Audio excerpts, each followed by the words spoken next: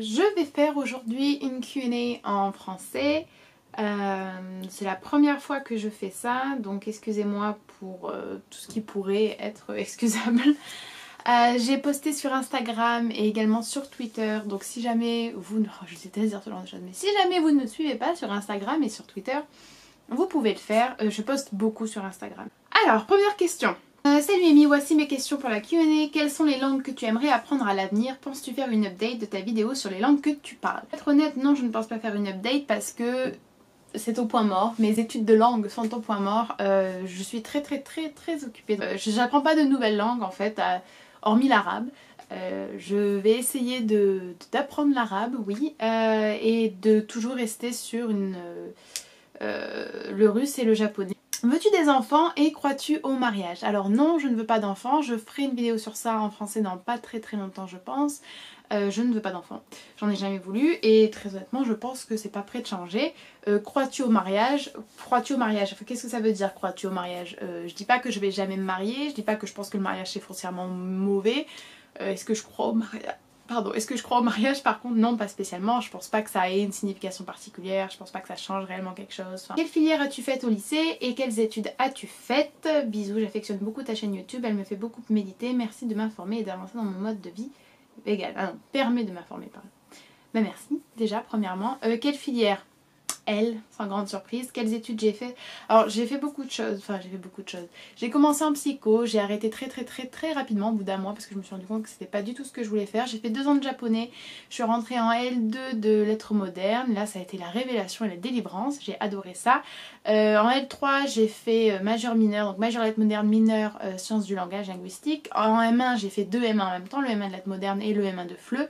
Je me suis arrêtée en M1 pour le FLE et j'ai fait mon M2 de lettres modernes, donc j'ai une maîtrise en FLE et un master en lettres modernes.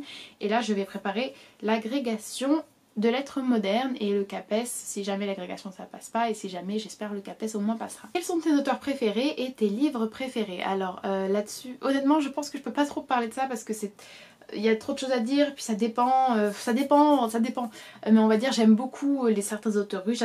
J'aime beaucoup Tolstoï, j'aime beaucoup Flaubert, j'aime beaucoup Zola. J'aime beaucoup Kawabata, j'aime beaucoup... Qui est-ce que j'aime beaucoup?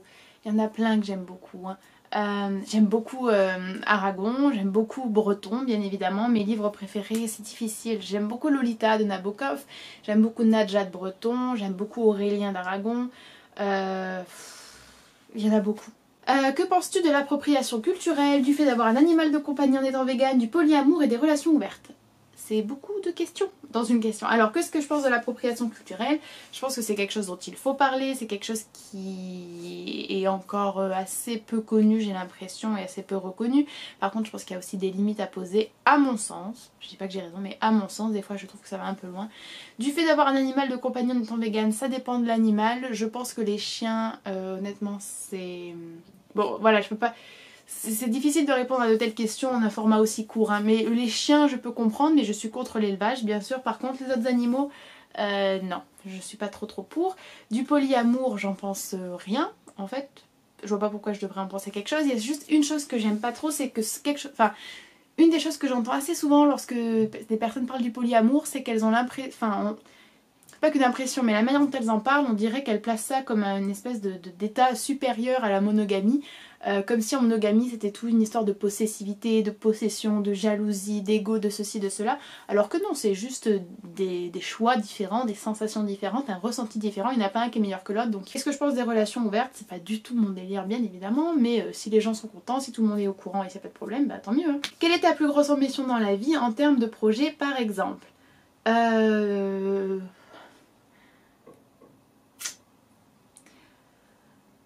Honnêtement, j'aime pas répondre à cette question. Pourquoi? Parce que c'est extrêmement personnel en fait. C'est l'une des questions les plus personnelles et j'ai une telle peur de l'échec et en fait mes problèmes personnels rendent les choses tellement compliquées.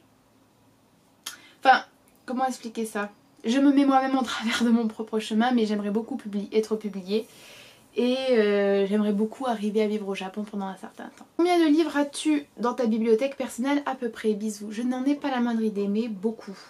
Comment est-ce que tu arrives à concilier ton introversion et anxiété sociale avec ton militantisme? Très très bonne question. Des conseils pour les personnes timides et peu confiantes en elles pour affirmer leur position. Comment tu gères les repas en voyage? Alors premièrement, comment tu gères les repas en voyage?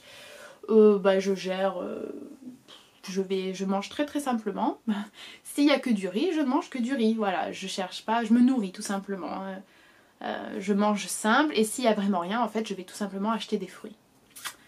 S'il faut que je mange que des pommes, je ne mangerai que des pommes. Enfin, pour moi, il est impensable de ne pas manger vegan. Comment est-ce que tu arrives à concilier ton introversion et anxiété sociale avec ton militantisme? Alors très simplement, dans le fait que mon militantisme est très limité. Je participe aux marches, j'ai déjà fait du tractage, j'ai déjà fait de l'information dans la rue. Après voilà, c'est vrai que c'est très anxiogène pour moi. Je tiens à préciser que j'ai été réellement diagnostiquée par un docteur et par une psychologue comme souffrant de troubles anxieux généralisés avec une certaine forme d'anxiété sociale, de phobie sociale, donc voilà.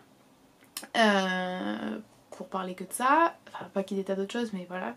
Donc il est très difficile pour moi de faire ce genre de choses. Du coup, la plupart de mon militantisme se passe en individuel, c'est-à-dire dès que je peux en parler, j'en parle, dès que je peux informer quelqu'un, je les informe. Je porte très souvent des choses qui parlent de véganisme. Je travaille sur le véganisme par exemple à l'université avec mes mémoires ou les dossiers que je peux rendre ou les exposés ou les choses comme ça que je peux faire. Je produis du contenu en ligne.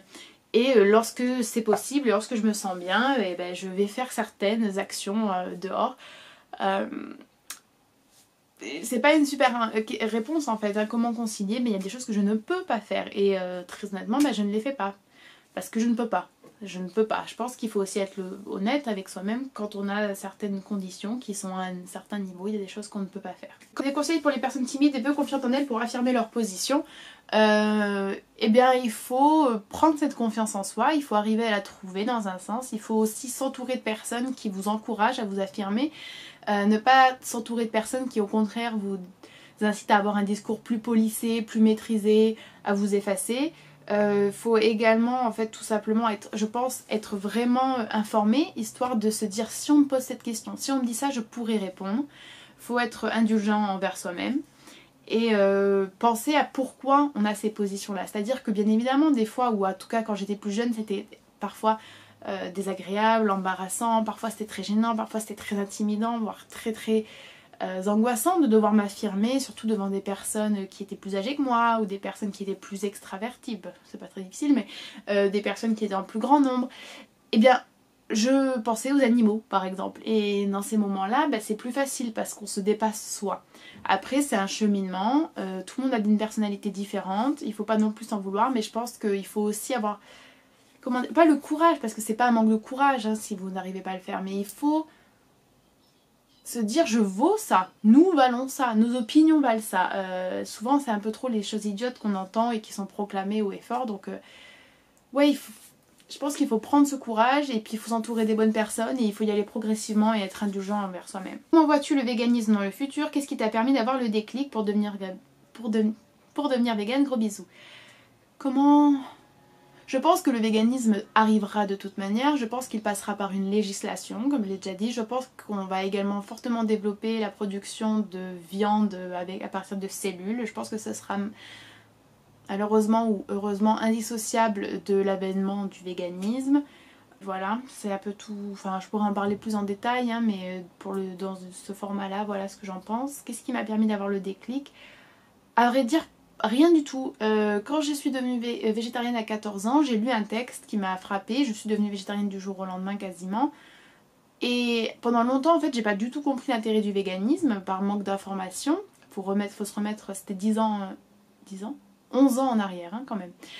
Et quand j'ai eu 20 ans, d'un coup je me suis dit, donc il y a quand même 5 ans, hein, c'était quand même assez différent de maintenant. Je me suis dit non mais attends, non en fait, non, tu le sais, maintenant tu le sais. Et du coup j'ai dit à ma soeur, c'est pas bien en fait, hein, c'est pas bien. Elle m'a dit ouais, et on a arrêté du jour au lendemain, donc il n'y a pas vraiment eu de déclic en fait. Hein. T'intéresses-tu aux pierres, aux cristaux et à leurs bienfaits? Pas du tout. Je pense pas que c'est nul, hein, je veux pas du tout critiquer, mais non, je ne m'y intéresse pas. Comment vous apprenez à parler devant les gens? Comment vous organisez ce que vous allez parler tellement court? Ah ok, donc vous n'êtes pas français, il n'y a pas de problème. Je prépare rarement en fait lorsque je parle devant des gens ou lorsque je dois donner des cours ou lorsque je fais mes vidéos. C'est une habitude je pense et puis peut-être que je suis relativement à l'aise pour faire ça. C'est bien de mettre certains points qu'on veut aborder à tout prix sur une feuille, d'avoir quelques exemples, d'avoir une espèce d'idée de progression et d'avancée qui est une sorte d'avancement logique dans ce qu'on propose comme contenu. J'aurais voulu en savoir plus sur ces cours que tu donnes à de jeunes migrants. Comment es-tu arrivé à en faire, ta démarche personnelle, comme celle pour trouver factuellement comment le faire. Comment enseigne-t-on une langue dans ces conditions particulières. Voilà. Si vous le souhaitez, je pourrais faire une vidéo plus en détail là-dessus. Je ne donne malheureusement plus de cours à de jeunes migrants. J'ai donné des cours à des jeunes migrants pendant environ 10 mois. Non, 8 mois. Ça a commencé comme un stage avec la Croix-Rouge dans le cadre de mon M1 de FLE. Et puis ça a continué en bénévolat parce que j'ai adoré cette expérience qui a malheureusement dû se terminer pour des... Pas parce que je le voulais, voilà. Et j'ai ensuite donné des cours à des adultes migrants, mais certains étaient assez jeunes. Hein, et en fait c'est très facile à trouver. Hein. Ça si vous voulez, c'est très très facile. Et des associations cherchent toujours des intervenants. Il y en a extrêmement besoin, surtout si vous habitez en région parisienne. Comment est-ce que on enseigne une langue dans ces conditions particulières? En fait en classe, bien évidemment ça se sent, mais ça s'oublie très rapidement en classe. Je trouve qu'il n'y a pas de difficultés. Honnêtement, les difficultés, elles sont... Oui, il y a des difficultés dans le sens où parfois c'est des personnes qui n'ont pas été scolarisées, parfois c'est des personnes qui sont à la limite de l'illettrisme. Donc voilà, il y a beaucoup d'alphabétisation à faire, ce qui est laborieux. Et psychologiquement, avec les ados, oui, c'est vrai qu'il y avait beaucoup de... C'était un peu plus difficile parce qu'il y a l'autorité à avoir, que je n'ai pas de la manière la plus traditionnelle qui soit, mais ça ne m'a pas posé problème, au contraire. Il y a l'intensité de l'échange et de l'affection qu'on peut leur porter. Mais sinon, c'est pas difficile, il faut se lancer vraiment... Je le recommande. Alors on va passer à Twitter. Que penses-tu d'Émeric Caron de Marion Séclin? Quel est le prochain pays que tu aimerais visiter et aux États-Unis, dans quels états veux-tu aller? Alors, qu'est-ce que je pense d'Émeric Caron? Dans l'ensemble, c'est plutôt positif. Qu'est-ce que je pense de Marion Séclin? Je la connais vraiment pas, donc j'ai pas d'avis. Quel est le prochain pays que tu aimerais visiter? J'ai très envie de retourner en Russie, j'ai envie d'aller en Iran, j'ai envie d'aller en Géorgie, en Serbie, en Biélorussie, enfin bon bref. Quels états aux États-Unis? Le Nord. Qu'est-ce que le bonheur selon toi? Merci d'avoir changé ma vie, Amy, gros bisous. Ça c'est très gentil, merci. J'espère que c'est en bien. Ma vision du bonheur, alors là voilà, c'est aussi une question extrêmement difficile. Je pense que, alors je vais faire simple, le bonheur se trouve dans la vérité, le partage et l'élimination des désirs. D'où vient mon engagement militant? Je n'en sais rien, je pense que j'aime... Je ne supporte pas l'injustice. Voilà, je pense. Est-ce que tu as réussi à réellement être heureuse même en étant célibataire? Je sais que ce sujet te rendait triste autrefois. Alors non, par contre, être célibataire ne m'a jamais rendue triste. Oui, on peut être totalement heureuse en étant célibataire. Je pense qu'on peut même être plus heureuse. Quels sont tes philosophes préférés? J'aime beaucoup Kant et Platon. Voilà.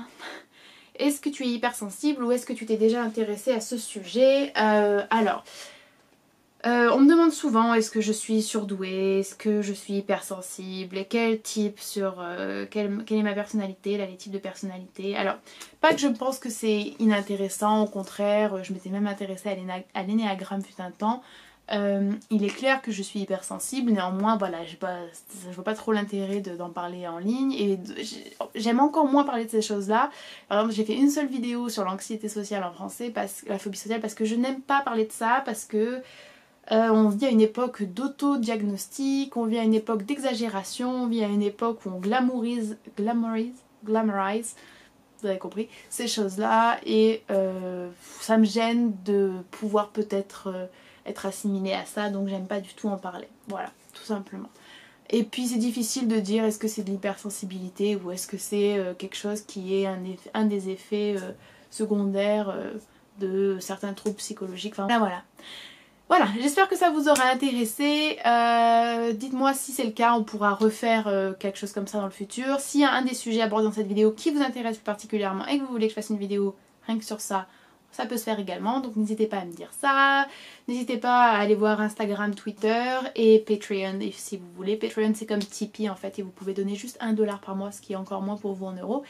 Et c'est très très apprécié et honnêtement voilà, c'est pas du superflu et en plus je partage beaucoup de choses et c'est un super moyen d'être beaucoup plus en contact. Voilà, J'espère que ça vous aura intéressé et je vous dis à la semaine prochaine ou à la fois prochaine ou je sais pas quand.